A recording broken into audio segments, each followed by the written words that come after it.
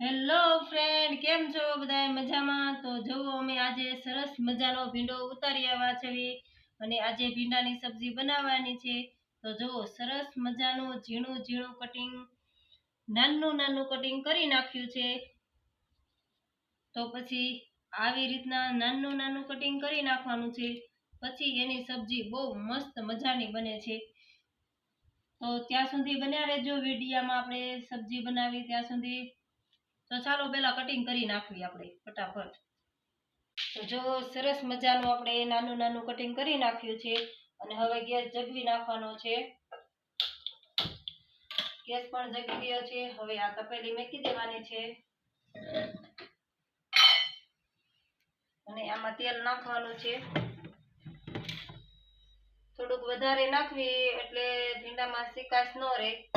તો જો આમાં આપણે તેલ નાખી દીધું છે. હવે તેલ આવી જાય ત્યાં સુધી ઘડીક થવા દેવાનું છે, ગરમ થવા દેવાનું છે. જો આમાં ચટણી લઈ લીધી છે. આપણું તેલ ગરમ થાય ત્યાં સુધી બધા મસાલા તૈયાર કરી નાખવી. આ ચટણી લીધી છે, એમાં હળદર પણ નાખી દેવી. હળદર અને સ્વાદ પૂરતી મીઠું અને હા સાથે ધાણા જીરું પણ નાખી દેવી. તો આપણા બધા મસાલા તૈયાર થઈ ગયા છે અને હવે તેલ ગરમ થઈ ગયું છે.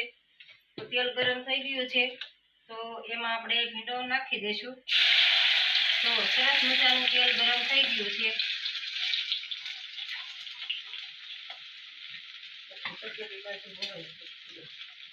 પછી તેલ નાખી દીધું. હવે સારી રીતે આપણે મિક્સ કરી દેવાનું છે, તેલ ને ભીંડો બંને. આવી રીતે ઘડીક હલાવવાનું છે એટલે મિક્સ થઈ જાય. તો જુઓ આપણો ભીંડો સરસ મજાનો સડી ગયો છે અને સિકાશ પણ જતી રહી છે. તો હવે આપણે આ બધા મસાલો એમાં નાખી દઈશું, એડ કરી દઈશું અને થોડી વાર હલાવી દઈશું. તો જુઓ સરસ મજાનું શાક બની ગયું છે. ભીંડાની સબ્જી બહુ સરસ મજાની બની છે.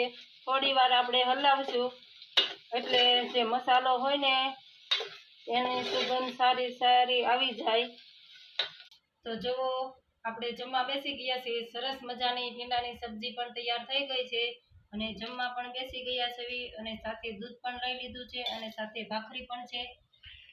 તો તમને કેવો લાગ્યો અમારો વિડીયો? અને હા, જેને જેને ભીંડાની સબ્જી ખાવી હોય તે આવી જાજો. જય મોગલમાં.